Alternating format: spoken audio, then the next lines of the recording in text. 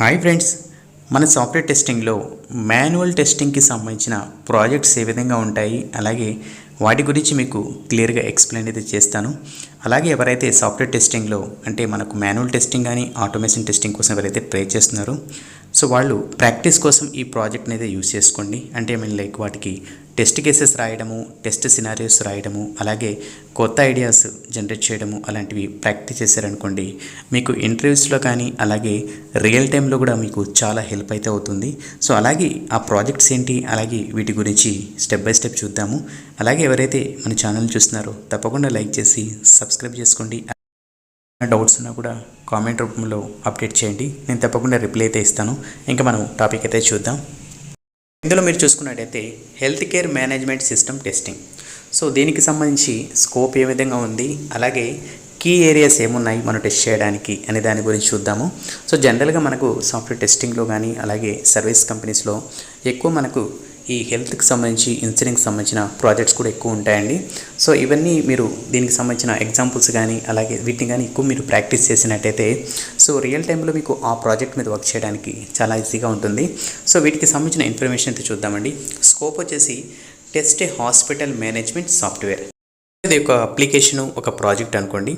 So ఈ సాఫ్ట్వేర్ని మనం టెస్ట్ చేయాలి అంటే ఫస్ట్ మీరు ఏం చేయాలంటే ఇందులో రిక్వైర్మెంట్స్ ఏ విధంగా ఉన్నాయి, ఫ్యూచర్స్ ఏ విధంగా ఉన్నాయి అనేది డీటెయిల్డ్గా ఒక డాక్యుమెంట్లో మీకేమర్థమైందో రాసుకోవాలి.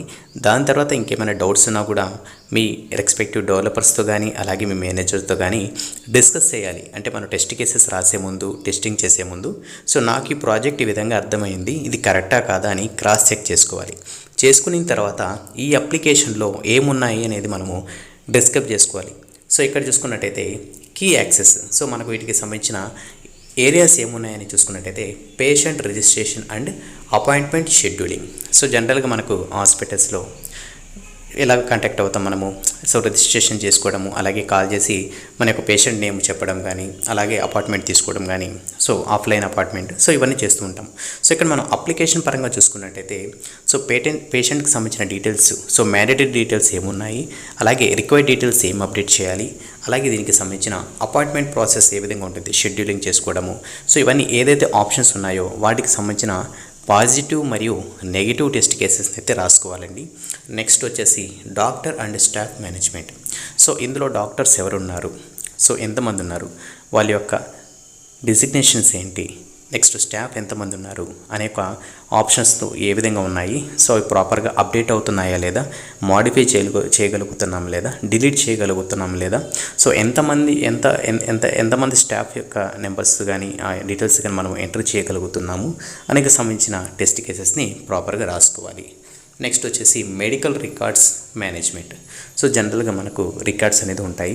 సో జనరల్గా ఇప్పుడు పేషెంట్స్ కూడా ఇవ్వాలనుకోండి, వాటికి సంబంధించిన మెడికల్ బిల్స్ కానీ రికార్డ్స్ కానీ సో ప్రాపర్గా ఆ రికార్డ్స్ అనేది మనం మెయింటైన్ చేస్తున్నాం లేదా, డౌన్లోడింగ్ మనకు పీడిఎఫ్ ఫార్మాట్ కానీ లైక్ అదర్ ఫార్మాట్స్లో కూడా ప్రాపర్గా డౌన్లోడ్ అవుతున్నాయా లేదా, అప్లోడ్ చేయగలుగుతున్నాం లేదా, సో ఒక పేషెంట్కి సంబంధించిన ఎంత ఇన్ఫర్మేషన్ మనం స్టోర్ చేసుకోవచ్చు, ఎన్ని రోజుల వరకు మనం ఈ డేటాని కీప్ చేసుకుంటాము అంటే స్టోర్ చేసుకుని పెట్టుకుంటాము.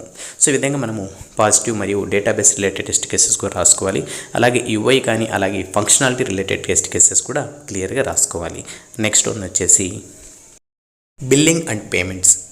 సో జనరల్గా ఎవరైతే మనం హాస్పిటల్లో బిల్లింగ్ ప్రాసెస్ సంబంధించి సో కొందరు ఆఫ్లైన్లో ఇవ్వడం అయితే జరుగుతుంది. ఇంకా ఆన్లైన్ ప్రాసెస్ ఈ విధంగా వాళ్ళు ఎలాంటి ఫీచర్స్ ఉన్నాయి, సో మనకు జనరల్గా యాప్స్ ఉన్నాయి కదా, ఫోన్పే కానీ గూగుల్ పే కానీ అలాగే పేటిఎం ద్వారా, సో ఈ విధంగా ప్రాపర్గా మనం పే చేయగలుగుతున్నామా లేదా, సో మన యొక్క ట్రాన్సాక్షన్ ఏ విధంగా ఉంది, సో ఎంత టైం తీసుకుంటుంది, సో ప్రాపర్గా మనకు ఏదైతే డీటెయిల్స్ ఇచ్చారో, ఏవైతే ఫ్యూచర్స్ ఇచ్చున్నారో సో అవి ప్రాపర్గా వర్క్ అవుతున్నాయా లేదా అని చెప్పేసి కూడా సో 2 టెస్ట్ కేసెస్ రాసుకున్నా సరిపోతుంది. సో అంటే ఈచ్ ఫ్యూచర్కి 2 పాజిటివ్ 2 నెగిటివ్ కేసెస్ రాసుకున్నా కూడా మనకు సరిపోతుంది. నెక్స్ట్ వచ్చేసి prescription and pharmacy management. So దీనికి సంబంధించిన ఎవరైతే పర్సన్ ఉన్నారో దానికి సంబంధించిన ప్రిస్క్రిప్షన్ ఏంటి, నెక్స్ట్ ఫార్మసీ మేనేజ్మెంట్, మనకు మెడికల్కి సంబంధించిన ఏవైతే మెడిసిన్స్ ఉన్నాయో వాటికి సంబంధించిన ఇన్ఫర్మేషన్ కూడా ప్రాపర్గా అప్డేట్ చేయగలుగుతున్నామా లేదా, ఎలాంటి ఇన్ఫర్మేషన్ అయితే ఉంది, సో ఇందులో ఎలాంటి ఆప్షన్స్ ఉన్నాయి అనే దాని గురించి కూడా మనం ప్రాపర్గా చెక్ చేసుకుని టెస్ట్ కేసెస్ని రాసుకోవాలి. Next reporting and analytics. So ఇది లాస్ట్ వన్ అండి. సో జనరల్గా మనకు ఏదైతే పేషెంట్స్ ఉన్నారో తనకి సంబంధించిన ఓవరాల్ ఇన్ఫర్మేషన్ మనం ఇవ్వడము, తనకి రిపోర్ట్ చేయడము, అలాగే ఫైనల్ కన్క్లూజన్ అనుకోండి. సో వీటికి సంబంధించి ఎలాంటి డ్రాప్ డౌన్స్ ఉన్నాయి, ఎలాంటి ఇంపార్టెంట్ లైక్ మేజర్ ఆప్షన్స్ ఉన్నాయి, సో వీటికి సంబంధించిన టెస్ట్ కేసెస్ కూడా మనం అనలైజ్ చేసుకుని రాసుకోవాలి. సో ఎప్పుడైనా గుర్తుపెట్టుకోండి, ఒక అప్లికేషన్ మీరు టెస్ట్ చేసే ముందు ఎప్పుడైతే మీరు క్లియర్గా రిక్వైర్మెంట్స్ని అర్థం చేసుకుంటారో అప్పుడు ఎక్కువగా మీకు ప్రాపర్గా టెస్ట్ చేయడానికి అవకాశం అయితే ఉంటుంది. టెస్ట్ సినారియోస్ కానీ టెస్ట్ కేసెస్ కూడా రాసుకోవడానికి స్కోప్ అయితే ఉంటుంది. సో అందుకని ఇక్కడ చూసుకుంటే మనము మెడికల్కి సంబంధించిన అప్లికేషన్, సో ఇందులో ఇన్ని ఫీచర్స్ ఉన్నాయి. సో కంపల్సరీగా ఇలాంటి ఫీచర్స్ అన్నీ ప్రతి ఒక్క మెడికల్కి సంబంధించిన కంపెనీకి సంబంధించి, హాస్పిటలైజేషన్కి సంబంధించి ఉంటాయి కాబట్టి సో వీటిని మీరు ఎగ్జాంపుల్స్గా తీసుకున్నట్టయితే ఎప్పుడైతే అలాంటి ప్రాజెక్ట్స్ మీద వర్క్ చేయాల్సి వస్తున్నట్టు టైం వస్తుందో మనం ఈజీగా మనము వాటికి సంబంధించిన ఇన్ఫర్మేషన్ మనము రాసుకోవచ్చు. అలాగే మీరు ఏదైతే ఈ టెస్ట్ కేసెస్ ఉన్నాయో అవి ఎక్కువగా ప్రాక్టీస్ చేయండి. అంటే ఎక్కువగా పాజిటివ్ మరియు నెగిటివ్గా ఎన్ని విధాలుగా ఒక పేషెంట్ హాస్పిటల్ని కమ్యూనికేట్ చేయొచ్చు, తనకి ఇన్ఫర్మేషన్ తను ఎంతవరకు అంటే తెలుసుకోవాలనుకుంటున్నారు అని దానికి సంబంధించిన ఇన్ఫర్మేషన్ మీరు ఓన్గా గ్యాదర్ చేసుకుని రాసుకున్నట్టయితే మంచిగా ఉంటుంది. ఇంకా నెక్స్ట్ ప్రాజెక్ట్ గురించి చూద్దాం. Learning management system testing. So జనరల్గా మనకు ఇన్స్టిట్యూట్స్ ఉంటాయి, కొన్ని మనకు సైట్స్ ఉంటాయి కదా, కోర్సెస్ సంబంధించిన సైట్స్ ఉంటాయి. సో వాటిని మనం టెస్ట్ చేయాలి అనుకుంటే ఈ విధంగా మనము టెస్ట్ కేసెస్ రాసుకోవాలి. అలాగే ఎలాంటి ఏరియాస్ ఉంటాయి అనే దాని గురించి చూద్దాము. సో ఇక్కడ స్కోప్ వచ్చేసి మనకు test and online education platform.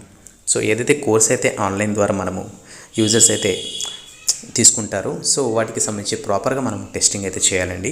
So ఇక్కడ కీ ఏరియాస్ వచ్చేసి చూసుకున్నట్టయితే course creation and enrolment, content delivery, videos, quiz, అలాగే assignments, user roles, student, teacher, admins, progress tracking and reports, certification and grading system, communication tools, forms, charts. So ఇది మనకు key areas, అంటే ఇది requirement అనుకోండి. So ఈ అప్లికేషన్కి ఈ ఎడ్యుకేషన్కి సంబంధించిన ఆన్లైన్ కోర్సెస్ సంబంధించిన ఒక అప్లికేషన్కి ఇది రిక్వైర్మెంట్. సో ఈ రిక్వైర్మెంట్ బేస్ చేసుకొని మనము టెస్ట్ కేసెస్ని రాసుకుంటాం. సో జనరల్గా ఒక ఎడ్యుకేషన్ యాప్ మీరు లాగిన్ అవ్వాలనుకోండి, ఫస్ట్ మీరు ఏం చేస్తారు, రిజిస్ట్రేషన్ చేసుకుంటారు. సో రిజిస్ట్రేషన్స్కి ఏం కావాలి, బేసిక్ ఇన్ఫర్మేషన్, ఒక మొబైల్ నెంబర్ కానీ ఈమెయిల్ కానీ, సో ఈ డీటెయిల్స్ అయితే సరిపోతుంది. సో దాని తర్వాత నెక్స్ట్ ఏం చేస్తాడు, తనకు కావాల్సిన కోర్సును తను సెర్చ్ చేస్తాడు. సో సెర్చ్ చేసినప్పుడు ఆ కోర్సెస్ ఏవైతే ఆ కోర్సెస్ అవైలబుల్ ఉన్నాయో అవన్నీ లిస్ట్ అవుతాయి. సో లిస్ట్ అయిన తర్వాత ఆ కోర్సెస్ సంబంధించిన డెమో వీడియోస్ ప్రాపర్గా ప్లే అవుతున్నాయా లేదా, నెక్స్ట్ తనకు రేటింగ్ ఏ విధంగా ఉన్నాయి, కామెంట్స్ ఏ విధంగా ఉన్నాయి, నెక్స్ట్ టాపిక్స్ ఎన్ని కవర్ చేస్తున్నారు, సో టాపిక్స్ సంబంధించిన డిస్క్రిప్షన్ ఏ విధంగా ఉంది, సో ప్రాపర్గా మనము వీడియోస్ని చూడగలుగుతున్నాం లేదా, క్వాలిటీ ఏ విధంగా ఉంది, కోర్సెస్ని మనము తీసుకున్నప్పుడు ఎన్ని రోజుల వరకు ఆ కోర్స్ అనేది మనకు ఉంటుంది మన ప్రొఫైల్లో. సో దానికి కోర్స్కి సంబంధించిన ప్రోగ్రెస్ ఏ విధంగా ఉంది, మనం కంప్లీట్ చేసుకుంటూ వెళ్తున్నాము, సో అది ప్రోగ్రెస్ చూపిస్తుందా లేదా, నెక్స్ట్ క్విజ్ అనేది దానికి సంబంధించిన క్వశ్చన్స్ అనేది ప్రాపర్గా అడుగుతున్నారు లేదా, సో నెక్స్ట్ ఏంటంటే దానికి సంబంధించిన సర్టిఫికేట్ ఏమైనా ప్రొవైడ్ చేయగలుగుతున్నామా లేదా, సో ఆ యూజర్ యొక్క ఇన్ఫర్మేషన్తో. సో ఇలాంటి కేసెస్ని మీరు రాసుకొని టెస్టింగ్ అనేది స్టార్ట్ చేయాలండి. సో ఫస్ట్ మనము ఏం ఫీచర్స్ ఉన్నాయని తెలుసుకోవాలి, ప్రాపర్గా అర్థం చేసుకున్న తర్వాత టెస్ట్ సినారియో రాసుకొని టెస్ట్ కేసెస్ని రాసుకొని సో ఈ విధంగా మీరు ఆ కీ ఏరియాస్ ఏవైతే ఉంటాయో ఫంక్షనాలిటీ రిలేటెడ్ ఇవన్నీ ముందుగానే మీరు టెస్ట్ చేసినట్టయితే మేజర్ ఇష్యూస్ని మనము ఫైండ్ అవుట్ చేయగలుగుతాము. సో ఎప్పుడైతే డెవలపర్స్ ఆ ఇష్యూస్ మీద వర్క్ చేస్తూ ఉంటారో తర్వాత మనము మైనర్ ఇష్యూస్ని కానీ అలాగే నెగిటివ్ కేసెస్ని మళ్ళీ మనము టెస్టింగ్ అనేది స్టార్ట్ చేసుకోవచ్చు. సో ఇదండి ఈరోజు టాపిక్. నెక్స్ట్ ఇంకొన్ని ప్రాజెక్ట్స్ అయితే ఉన్నాయి, అవి కూడా ఎక్స్ప్లెయిన్ అయితే చేస్తాను. అలాగే మన టాపిక్స్ నచ్చినట్టయితే లైక్ చేసి మన ఛానల్ని సబ్స్క్రైబ్ చేసుకోండి, మీ ఫ్రెండ్స్ కూడా షేర్ చేయండి. ఇంకేమైనా డౌట్స్ ఉన్నా కూడా కామెంట్ రూపంలో చెప్పండి, తప్పకుండా రిప్లై అయితే ఇస్తాను. నెక్స్ట్ వీడియోలో మళ్ళీ కలుద్దాం. అంతవరకు keep smiling, have a good day.